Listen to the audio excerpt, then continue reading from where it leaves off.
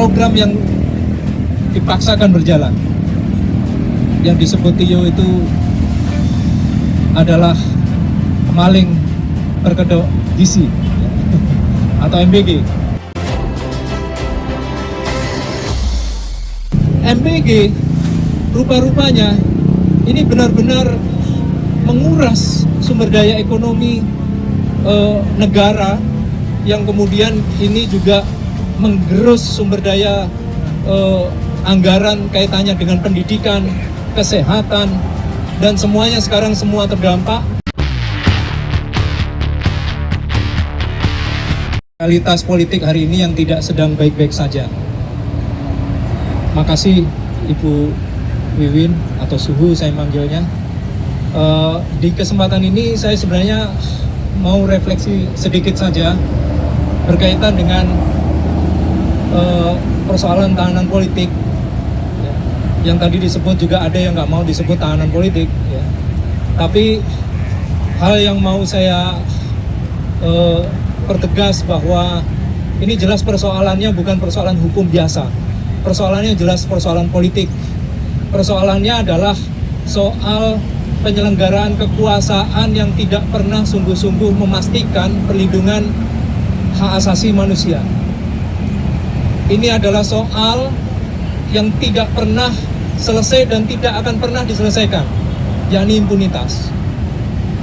Jadi kalau kita menyaksikan Arianto Tawakal dan peristiwa terbunuhnya Afan Kurniawan, perburuan aktivis, dan kasus-kasus yang terus-menerus terjadi di berbagai wilayah di Indonesia, saya kira ini adalah penanda yang begitu jelas, penanda yang begitu kuat bahwa ada yang salah dengan situasi politik di negeri ini yang harus kita hentikan, harus kita selesaikan, karena kita tahu ini tidak akan pernah berubah kalau tidak pernah ada sebuah upaya menyuarakan secara kritis atau menagihkan pertanggungjawaban.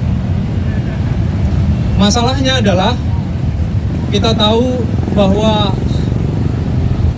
saya masih ingat ketika setahun yang lalu diminta untuk bicara di sini di atas kereta menuju Jakarta, saya ingin menyampaikan sesuatu yang benar-benar kekhawatiran waktu itu. Apakah Indonesia pada akhirnya dengan kepemimpinan politik yang baru di bawah Prabowo itu akan membawa implikasi pada situasi bukan lagi soal otoriter tapi fasisme. Saya kurang tahu apakah teman-teman masih ingat setahun yang lalu ya, di ulang tahunnya aksi Kamisan ke-18. Posisi pada saat itu adalah saya sungguh khawatir karena begitu banyak penanda upaya yang menjelaskan tentang konsolidasi kekuasaan yang sengaja bahkan dibuat secara sistematis melekat dalam sistem ketatanegaraan, tentang bagaimana impunitas itu diawetkan, dikuatkan mata rantainya. Nah, sementara kita menyaksikan peristiwa demi peristiwa yang memperlihatkan kekuasaan politik ini bukannya kian mendekati pada upaya memastikan mandat tanggung jawabnya sesuai konstitusi, tapi justru kian pongah, kian abai. Nah, ada 14 ciri waktu itu saya sampaikan di sini, 14 ciri yang disebut oleh Umberto Eco sebagai urfasisme atau ciri-ciri fasisme. Dan ciri-ciri fasisme itu setahun yang lalu itu sudah melengkapi situasi fasisme itu. Sekarang di luar imajinasi saya sebenarnya, teramat cepat proses yang saya khawatirkan itu. Teramat terang-terangan merefleksikan konsolidasi kekuasaan yang tentu kita patut semakin khawatir. Sejak Maret ternyata tidak lama berselang sudah ada upaya revisi Undang-Undang TNI. Kemudian tidak lama berselang ada upaya yang kemudian membiarkan proses pembusukan politik pembusukan institusi negara, sekaligus pelemahan terhadap gerakan masyarakat sipil. Dan pada saat kita menyaksikan situasi-situasi itu, ada program yang dipaksakan berjalan. Yang disebut TIO itu adalah maling berkedok gizi, ya, atau MBG. Ya. Jadi TIO 2026. Nah, MBG rupa-rupanya ini benar-benar menguras sumber daya ekonomi negara, yang kemudian ini juga menggerus sumber daya anggaran kaitannya dengan pendidikan, kesehatan, dan semuanya sekarang semua terdampak, ya. Bahkan ada jaksa yang di sela-sela persidangan juga bilang anggaran jaksa juga semakin merosot, tapi masih bisa nyidang teman-teman aktivis, ya. Jadi dampak dari MBG ini sebenarnya adalah mengeruk sumber daya anggaran, yang sebenarnya ini juga semakin memberi jarak terhadap upaya perlindungan hak asasi manusia, memberi penjelas adanya penindasan yang sebenarnya ini dari waktu ke waktu sudah semakin terang-terangan terjadi. Ada guru honorer terutama 2/3 gajinya 600 jadi 200, 500 jadi 150, dan seterusnya. Ini fakta yang entah tidak ada jalan keluar karena semuanya bungkam atas kenyataan ini. Rupanya tidak cukup di situ, ada represi-represi di balik pengungkapan ketidakberesan soal MBG. Dan ini yang kemudian menyebabkan banyak sosial media sosial yang dibungkam hanya karena mengangkat secara kritis persoalan MBG. Dan karena anggarannya semakin merosot, anjlok, maka disitulah kemudian terjadi peristiwa Pati. Peristiwa Pati yang dimana menaikkan pajak dan kemudian bergeraklah orang-orang di Pati menagihkan pertanggungjawaban karena pajak dinaikkan 250%. Pergerakan itu kemudian bergelombang ke sana, ke Jakarta, ke sana kemari, ya, ke Jakarta, Jogja, Surabaya, dan banyak wilayah di Indonesia. Dan pada saat itulah kemudian kita mengenali sebuah peristiwa, apa yang menjadi tema utama di sini soal tahanan politik sebenarnya berkaitan dengan peristiwa Agustus 2025. Jadi peristiwa Agustus 2025 itu bukan peristiwa tunggal. Ini peristiwa politik kebijakan negara yang berurusan dengan proyek politik MBG, salah satunya yang sebenarnya ini dipaksakan, yang kemudian anggarannya kita tahu menggerus sumber daya ekonomi kaitannya dengan pendidikan, kesehatan, dan layanan dasar yang lain. Rupa-rupanya hanya menumbalkan ribuan aktivis yang ditangkap dan ratusan yang sekarang ini berproses di peradilan. Jadi teman-teman, membaca soal tahanan politik ini sebenarnya bukan sekedar soal represi dari sisi upaya memburu aktivisnya, tapi juga represi terhadap hak ekonomi sosial budaya, represi terhadap pendidikan, represi terhadap kesehatan, represi terhadap masa depan anak-anak muda di masa mendatang.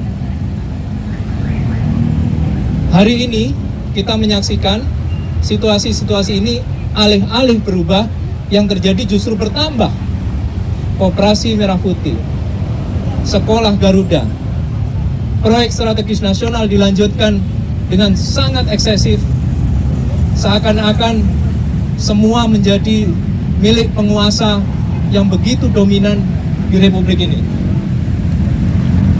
16 Januari 2026 di Papua Selatan diterbitkan sertifikat hak guna usaha untuk perkebunan tebu 328.000 hektar. Tanpa persetujuan? No. Apakah meminta konfirmasi ke masyarakat adat, tidak, nggak ada FPIC, nggak ada komunikasi, nggak ada izin. Yang ada adalah ada banyak masyarakat adat yang tiba-tiba di Papua Selatan terkejut hutan yang selama ini menghidupi mereka sebagai bagian dari kehidupan mereka sehari-hari, karena mereka makan bertahan hidup dari berburu atau mengambil sumber daya alam yang ada di sana secara berkeadilan, tiba-tiba hilang semuanya. Sumber daya alam itu tiba-tiba hancur semuanya. Hutan yang begitu lebat tiba-tiba tinggal tegakan-tegakan kayu yang sudah bergelimpangan. Tidakkah kita terfikir situasi ini menjadi bagian yang penting bahwa sebenarnya masih ada di Republik ini Undang-Undang Dasar sebagai kontrak politik warga negara. Pasal 28A itu bunyinya setiap orang berhak untuk hidup serta hidup dan penghidupannya. Bayangkan, pasal ini masih ada, tapi gara-gara sertifikat HGU, gara-gara kebijakan proyek strategis nasional, atas nama ketahanan pangan, atas nama kepentingan politik untuk mengeksploitasi sumber daya alam, mereka tidak lagi peduli terhadap Undang-Undang Dasar.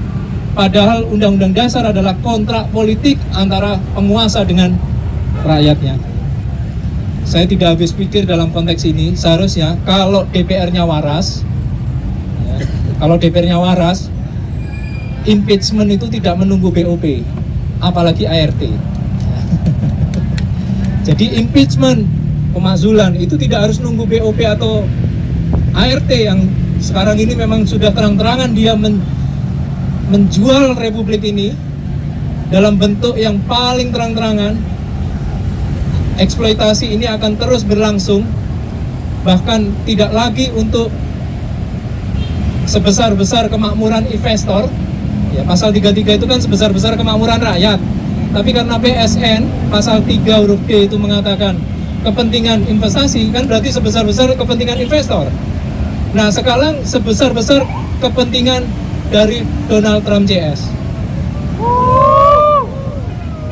Kita patut khawatir atas situasi ini yang dimana kebijakan ekonomi politik kita semakin direpresi, dan ini bertemali dengan situasi-situasi kritis yang ingin menyuarakan secara terbuka ternyata dibungkam sedemikian rupa, dan kita menyaksikan masih ada persidangan-persidangan entah itu di Jakarta, di Jogja, Magelang, Solo, Kediri, Surabaya, dan seterusnya.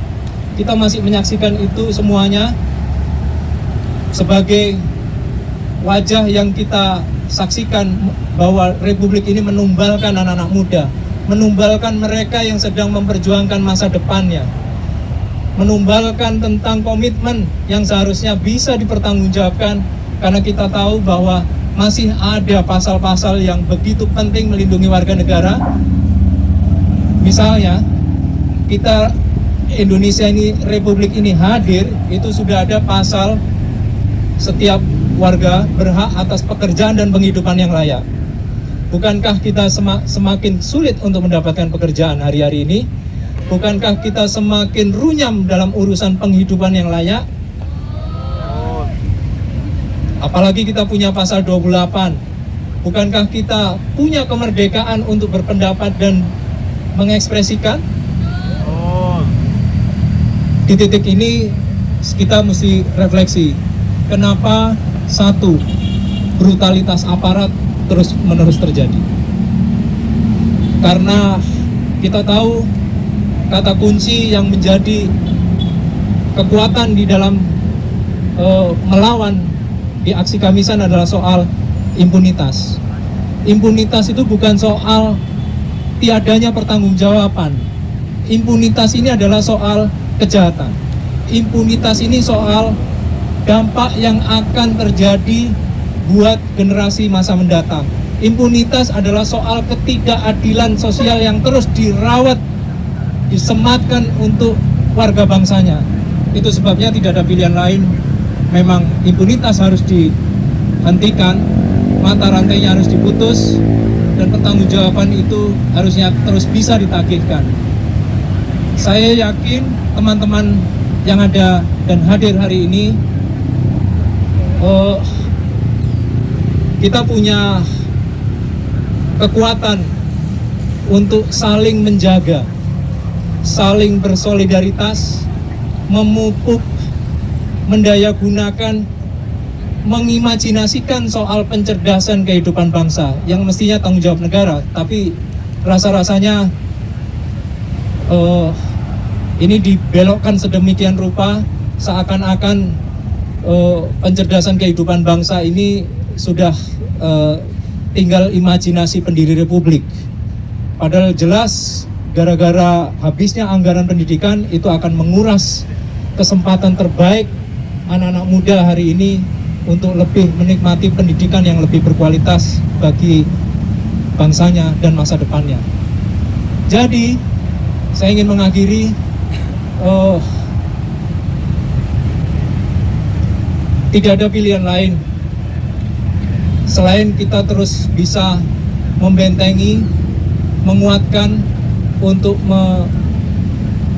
mendasarkan pilihan politik kita dalam bentuk kesadaran politik kewargaan, mendasarkan pilihan politik kita untuk membongkar segala ketidakadilan, menyuarakannya secara kritis.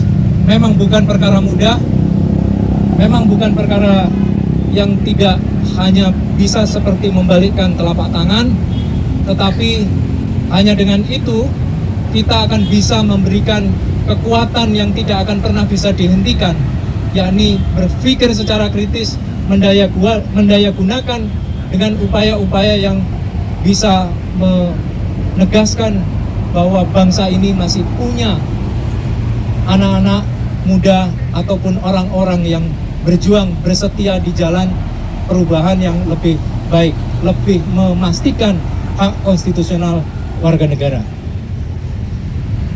Saya kira itu pikiran yang ada di kepala saya hari ini. Saya tidak menyiapkan secara khusus, kecuali saya pahami bahwa kita akan bicara soal perburuan tahanan politik, perburuan aktivis maksud saya, dan tahanan politik menjadi yang kita saksikan sekarang adalah menjadi tumbal dari sebuah kebijakan besar yang kemudian dibungkam, hendak dijadikan upaya menguburkan ya kampus-kampus supaya tidak lagi bisa bersikap kritis. Tentu kita tidak ingin itu terjadi. Saya kira itu saja. Hidup korban. Jangan diam. Lawan.